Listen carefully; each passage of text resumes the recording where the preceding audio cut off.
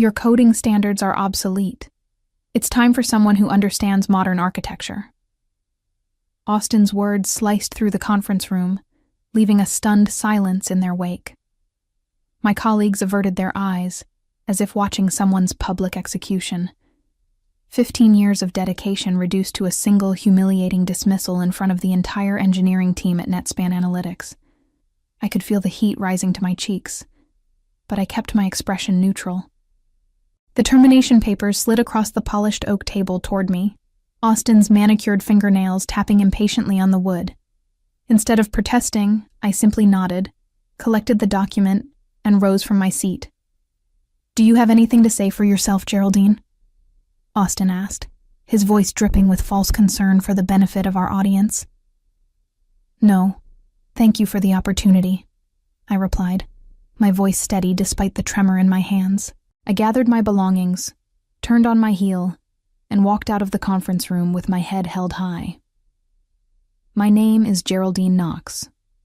I'm 53 years old, and until 20 minutes ago, I was the senior software architect at NetSpan Analytics in Columbus, Ohio. For 15 years, I've been the backbone of this operation, developing the custom database framework that powers everything from client data warehousing to analytics delivery for hundreds of enterprise clients. As I packed my belongings into a cardboard box, memories flooded back. Late nights debugging critical systems, weekend work sessions to meet impossible deadlines, and the countless innovations that had turned a struggling startup into a powerhouse in the SaaS industry. Each item I placed in the box represented years of dedication to a company I believed in. Douglas, one of the junior developers I'd mentored, lingered awkwardly by my desk. "This isn't right, Geraldine. They can't just—" "It's okay," I interrupted gently. "Things change. Companies evolve. But your database architecture is the backbone of everything we do here," he whispered, glancing over his shoulder to ensure Austin wasn't within earshot. I smiled, a genuine one this time. "Yes, it certainly is. What Austin Merrick didn't know, what he never bothered to research before his dramatic power play, was that I had developed NetSpan's proprietary database structure under a separate consulting agreement during the company's early years. Back then, they couldn't afford to hire me full-time, so we arranged a contract that explicitly stated I retained licensing rights to the architecture unless purchased outright, which never happened. As I walked toward the elevator, box in hand, I felt oddly calm. I had built NetSpan's foundation brick by brick, and now Austin was about to learn what happens when you kick away the cornerstone without checking if it's load-bearing first. I'd been with NetSpan Analytics since before it was even called NetSpan. Back in 2008, when James Holloway approached me with his vision for a revolutionary data analytics platform, the company consisted of 3 people working out of a renovated garage. James had the business concept, but needed someone who could build a database architecture capable of handling massive datasets while delivering lightning-fast analytics. "We can't afford to hire you full-time yet," James had admitted during our first meeting. "But I know your work from Trevanta Corp. You're exactly who we need." We drafted a consulting agreement that allowed me to develop the database architecture while maintaining my intellectual property rights. Paragraph 17, subsection C specified that I retained full licensing rights to the underlying framework unless NetSpan purchased those rights explicitly, a provision James agreed to without hesitation, promising to revisit once they secured their Series A funding. As NetSpan grew, that promise faded. Series A funding came and went, followed by Series B, then a successful IPO. James eventually moved on to become chairman of the board, leaving day-to-day operations to a succession of CEOs who knew nothing about my arrangement. The licensing agreement became buried in the company archives, forgotten by everyone, except me. I never pressed the issue because I loved my job. I expanded and refined the database architecture over the years, turning it into a seamless system that handled everything from data ingestion to visualization. My work became so integrated into NetSpan's operations that few people understood how deeply my code was embedded in every aspect of the company's offerings. Then, Austin Merrick arrived 6 months ago, bringing a wave of disruption with him.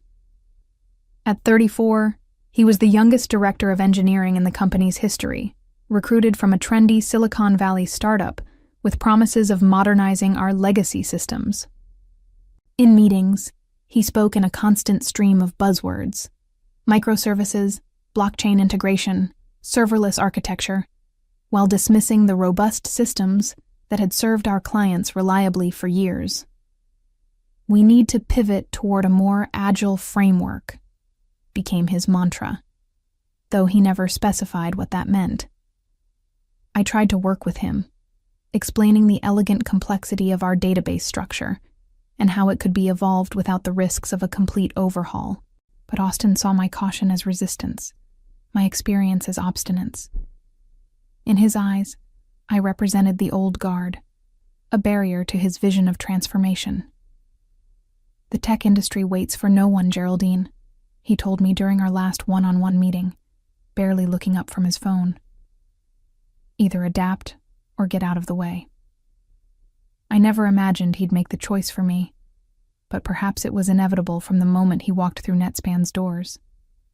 The house felt unusually quiet when I arrived home that afternoon. I placed my box of belongings on the kitchen counter and poured myself a glass of wine, then settled into my favorite armchair to process what had just happened.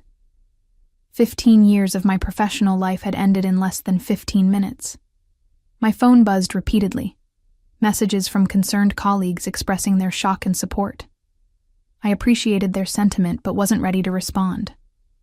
Instead, I opened my laptop and navigated to my personal cloud storage, where I kept copies of all my important documents. The consulting agreement from 2008 was right where I'd left it, alongside meticulous documentation of my intellectual property contributions over the years. I read through the contract again, confirming what I already knew. The licensing provisions were crystal clear, drafted by an attorney who specialized in technology intellectual property. According to Section 29, if my employment were terminated, the company would have 30 days to either purchase the full license or negotiate continued use of the architecture. Without either action, the system would automatically revert to evaluation mode, limiting functionality until licensing was resolved. I'd built this failsafe into the core framework, not as a trap, but as protection for a scenario I hoped would never materialize. The mechanism was documented in the technical specifications I'd submitted to Netspan years ago, though I doubted anyone in the current leadership had read them. My phone rang, displaying James Holloway's name. I hesitated before answering. "Geraldine, what the hell happened?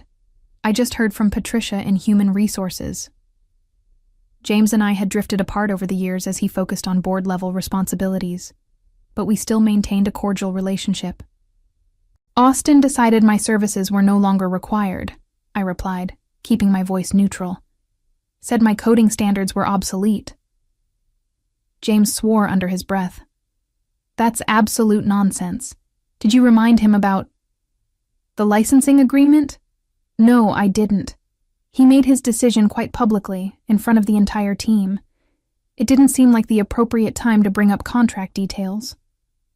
There was a long pause. "Geraldine, you realize what this means for the company?" "I do. Better than anyone." "What are you planning to do?" I took a sip of wine, considering my response. "Nothing, James. Absolutely nothing. The system will do exactly what it was programmed to do when the licensing verification runs on Saturday. I'm simply going to let events unfold naturally." "Austin has no idea, does he?" "He never asked, never reviewed the architecture documentation, never consulted with anyone who understood the foundation of the systems he's so eager to replace." I couldn't keep the edge from my voice. "His first big move is scheduled for Saturday morning, a system-wide update that he claims will revolutionize our processing capabilities. Perfect timing, wouldn't you say?" James sighed heavily. "This is going to be a disaster." "Yes," I agreed. "It certainly will be." After hanging up, I sat quietly, watching the sunset through my living room window. I felt no joy in what was about to happen, only a profound sense of disappointment that it had come to this. Saturday morning, I woke up early despite having nowhere to be. 15 years of 6 o'clock alarms had conditioned my body to rise with the sun, regardless of circumstances. I made coffee and brought my laptop to the kitchen table, not to check on NetSpan. I didn't need to, but to update my resume.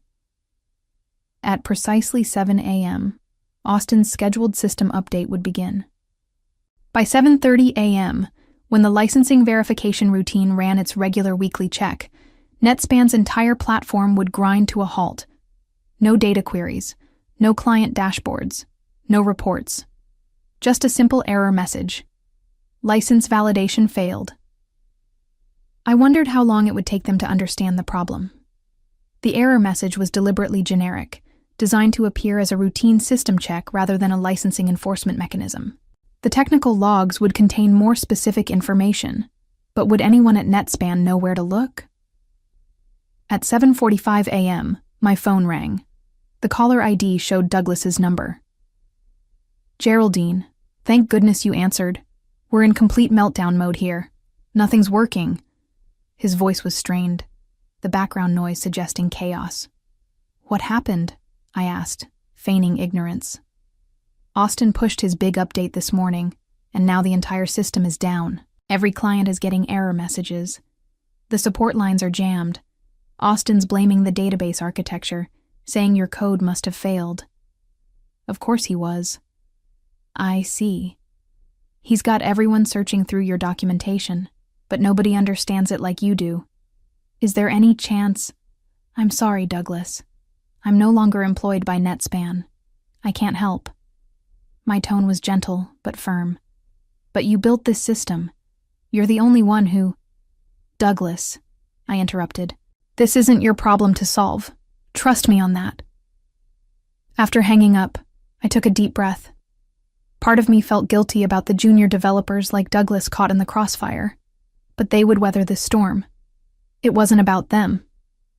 By 9 a.m., the calls were increasing in frequency and desperation. I let most go to voicemail, but answered when I saw James's number. "The board is convening an emergency meeting," he said without preamble. "Austin is trying to paint this as a catastrophic failure of your database architecture rather than a licensing issue." "Does he even understand it's a licensing issue?" I asked. "No. Nobody's figured that out yet. They're still treating it as a technical failure." I nodded to myself. They will eventually. The error is logged clearly for anyone who knows where to look. "Geraldine, what do you want out of this? What's your end game here?" I considered his question carefully. "Recognition, respect, compensation for years of undervalued work, and yes, a formal apology for how I was dismissed. Put together your terms. I'll make sure they're presented to the board." By noon, my email inbox contained frantic messages from nearly every executive at NetSpan, including Austin himself. His message was particularly telling. "Whatever you did to sabotage our systems, we will hold you legally responsible."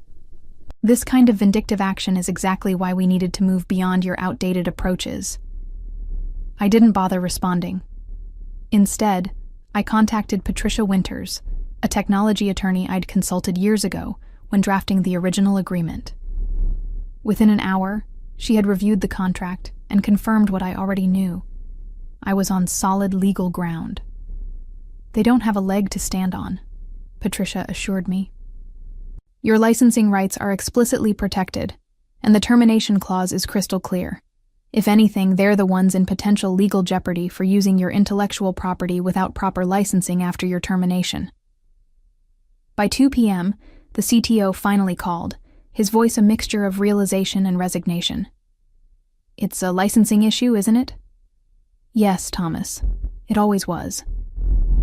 The emergency board meeting lasted until well after midnight. I knew this because James texted me updates throughout the evening, his messages growing increasingly terse as the hours wore on. Austin still denying responsibility. Legal counsel confirming validity of your contract.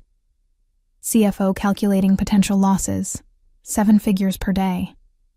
Austin suggesting legal action against you. Legal shot that down immediately. The final text came at 12:43 a.m. Board wants your terms tomorrow. Prepare accordingly. I spent Sunday morning with Patricia, drafting a comprehensive proposal. We were careful not to appear vindictive or opportunistic. This wasn't about extortion, but fair compensation for my intellectual property and professional dignity. The terms were straightforward. 1. Back payment of $750,000 for unlicensed use of my database architecture since termination. 2. A 2-year consulting retainer at $200,000 annually to ensure smooth transition and knowledge transfer. 3. Full ownership of my intellectual property to be formally acknowledged. 4. A public apology from the board for my improper dismissal. This is entirely reasonable, Patricia assured me, reviewing the document. If anything, you're undervaluing your contribution. At 2 p.m., my doorbell rang. I was surprised to find Thomas Lane, NetSpan's CTO, standing on my porch with an uncomfortable expression. The board sent me as their representative, he explained as I invited him in. They felt I might be more welcome than others. We sat in my living room, the tension palpable. Thomas had been with NetSpan almost as long as I had, though we'd never been particularly close. He had always been more focused on hardware infrastructure, while I handled the database architecture.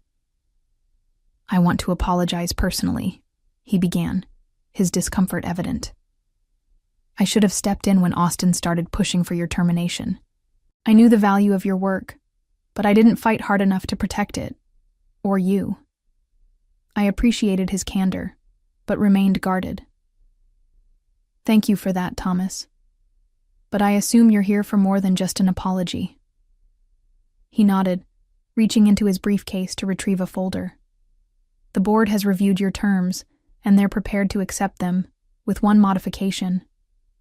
He slid a document across the coffee table. They're offering $1, $2 million for the back payment instead of $750,000, acknowledging that your initial figure was actually quite conservative given the potential damages. I raised an eyebrow, surprised by the increased offer. And the other terms? Accepted as presented, including the public apology. They'd like to issue it tomorrow morning if possible. I took the document, scanning the terms carefully. Why the rush? Thomas shifted uncomfortably. Every minute our systems remained down costs us approximately $40,000 in lost revenue and potential client damages. We've already lost several major accounts, with more threatening to leave if service isn't restored by morning. And Austin? Thomas's expression darkened. The board has asked for his resignation, effective immediately. His decisions created this crisis, and his attempts to blame you afterward only compounded it. James was particularly vocal about holding him accountable. I nodded, feeling a complex mixture of satisfaction and regret. I had never wanted anyone to lose their job. I just wanted proper recognition for my own contributions. What happens now? I asked. If you sign this agreement, I have instructions to immediately implement the licensing key you provide. We can have systems back online within the hour. I studied Thomas's face, noting the dark circles under his eyes and the tension in his shoulders. The entire technical team had likely been working around the clock since Saturday morning. You haven't slept, have you? He offered a weary smile. None of us have. We've been trying every conceivable workaround, but your architecture is remarkably secure. For the first time since my termination, I felt a genuine sense of pride. It was designed that way. Monday morning, I walked into NetSpan headquarters, not as a disgraced former employee, but as a valued consultant. The atmosphere was noticeably different. Faces that had avoided eye contact during my humiliating exit now nodded respectfully as I passed. Word travels fast in tech companies, and everyone knew what had happened over the weekend. The systems had been restored Sunday evening after I provided the necessary licensing validation codes. The board's formal apology had been distributed company-wide at 8 a.m., acknowledging my invaluable contributions to NetSpan's core technology and expressing sincere regret for the manner of Ms. Knox's departure. It was carefully worded to avoid admitting legal wrongdoing while still giving me the recognition I deserved. I was escorted to the executive conference room, where the board members were assembled for a special meeting. James greeted me with a firm handshake, guiding me to a seat that had been positioned at the head of the table, a symbolic gesture that wasn't lost on me. "Gentlemen, ladies," James began, addressing the board. "I believe most of you have met Geraldine Knox, the architect of our core database framework, and now our most critical consultant. She has graciously agreed to help us transition to a sustainable knowledge management system over the next 2 years." Several board members nodded, though a few couldn't quite meet my eyes. I recognized them as the ones who had most enthusiastically supported Austin's modernization initiatives without understanding what they were dismantling. "Before we discuss next steps," James continued, "I want to express personally, on behalf of the entire board, our profound apology for what transpired. We failed in our oversight responsibilities and allowed a valuable team member to be mistreated." He turned to me. "Geraldine, the floor is yours." I hadn't prepared a speech, but the words came easily. I dedicated 15 years to building a system that would grow with NetSpan, one that could adapt to changing needs while maintaining rock-solid reliability. I never opposed innovation or modernization. I opposed reckless changes that risk the stability our clients depend on. The board members listened attentively as I continued. "My goal today isn't to dwell on past mistakes, but to establish a path forward. The database architecture needs documentation that others can understand. It needs a succession plan. And yes, it needs updating, but through careful evolution, not revolution." For the next hour, I outlined my vision for NetSpan's technical future. I explained how the existing architecture could be enhanced without being replaced, how younger developers could be trained to maintain and extend it, and how we could incorporate new technologies without abandoning what worked. As the meeting concluded, the CEO, who had wisely remained silent during Austin's campaign against me, approached with a somewhat chastened expression. "We've learned a painful lesson about valuing institutional knowledge," he admitted. "Sometimes the person who's been here the longest isn't an obstacle to progress. They're essential to it." I nodded, appreciating his candor. Experience and innovation aren't mutually exclusive. The best systems combine both. Later that afternoon, I ran into Douglas in the break room. His face lit up when he saw me. "You're back. I mean, I heard you were consulting, but—" "I'm back in a manner of speaking," I confirmed with a smile. "I'll be around to help with the transition." He lowered his voice. "Everyone's talking about what happened. Austin really had no idea about the licensing agreement?" He never bothered to ask. Never took the time to understand the foundation before trying to replace it. Douglas shook his head in disbelief. Wow. I can't imagine being that arrogant." "It happens more often than you'd think," I replied. "The tech industry sometimes values novelty over substance. New isn't always better. Sometimes it's just new." As I walked back toward my temporary office, I reflected on the events that had brought me here. I hadn't sought revenge so much as recognition. Sometimes the quietest coding contains the most powerful safeguards. 6 months into my consulting agreement, NetSpan was thriving again. Client confidence had been restored, and the technical team was stronger than ever, with a renewed appreciation for documentation and knowledge sharing.